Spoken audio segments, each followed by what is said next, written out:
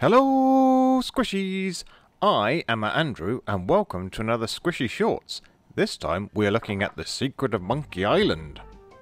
I've said often and loudly that Monkey Island 2 is my favourite video game ever, but there can't be a Monkey Island 2 without a Monkey Island 1, so we will start where it all began. The Secret of Monkey Island is a point-and-click adventure game developed by Lucasfilm Games and released in 1990 for PC, Amiga, Mac, and Sega CD. It was remastered with new graphics and full voice in 2009 for PC, iOS, Xbox 360, and PlayStation 3. This was the sixth adventure game created by Lucasfilm Games. What's The Secret of Monkey Island all about? Here's the official description. The game's twisty plot leads our naive hero on a hilarious swashbuckling search for the fabled secret of Monkey Island. Tales of pirate wealth lure him to the port of Melee, with high hopes, no money, and insatiable curiosity. If clever enough, he will win the confidence of Melee's pirates and find himself blown by the winds of fate towards the terrifying and legendary Monkey Island, an adventure that will chill the bones of even the most bloodthirsty buccaneer. In Monkey Island 1, you play as plucky adventurer and wannabe pirate Guybrush Threepwood as you set out to become a pirate. Along the way, meeting a cast of wonderful and memorable characters, including Stan the used ship salesman and the fearsome ghost pirate LeChuck. To become a pirate, Guybrush must pass the three trials: finding buried treasure, stealing an idol from the governor's mansion, and winning a sword fight against the swordmaster of Melee Island. And that's not some boring normal game sword fighting, oh no. We're talking insult sword fighting here, where your wit is as sharp as your blade. You will need to learn as many insult replies as possible if you're going to win against the swordmaster. And so in lies your adventure. Pass the trials and find a way to Monkey Island. As I said, this was Lucasfilm's sixth adventure game, and they were in full mastery of the point-and-click interface. When the game was first released, at the bottom of the screen on the left were actions that you would need to click on to create an interaction with the world. So things like open door or pick up rubber chicken with a pulley in the middle, that sort of thing. And the bottom right is the inventory, where you have sort of list of all the things you've collected / stolen. And that is all you need to know about how the game works. Point cursor at thing and click. My history with Lucasfilm Games started with playing Indiana Jones and the Last Crusade with my dad on MS-DOS in 1989. Playing that game, I learned the guiding principles of point-and-click adventures.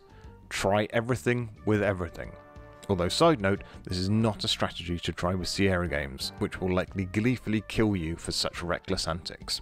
This is a comedy game, so some of the puzzle solutions may seem odd, but I don't think any of them are utter nonsense. Some are tricky, like pouring grog from mug to mug as you run across town to melt the lock on a jail cell. Or some take a moment, like realising that you need to send a shopkeeper away so that you can open a safe, if you've learnt the combination to it. And again, it's not like the old Sierra games, so you won't die from trying things, even when you get tied to an idol and thrown in the sea. The best strategy for playing a point-and-click adventure game is to follow what you know you have to do. This may lead you to a point you can't progress, but you will have learnt something new or collected a new item along the way. Think about what you want to achieve and what you know, and then follow those paths and ideas.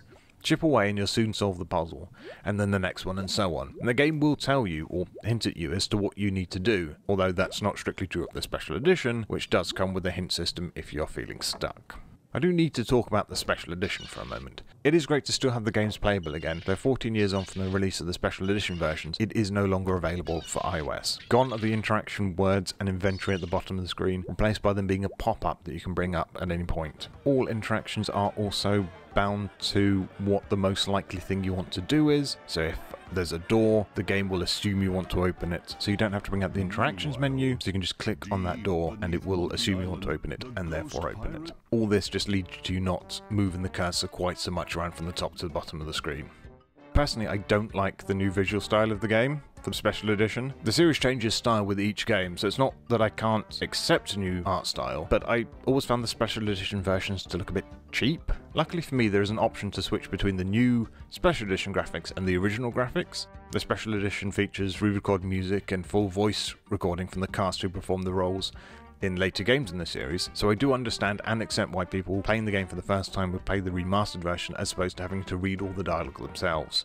Point-and-click adventures are not the sort of games to be enjoyed by people who live for the constant dopamine of a first-person shooter.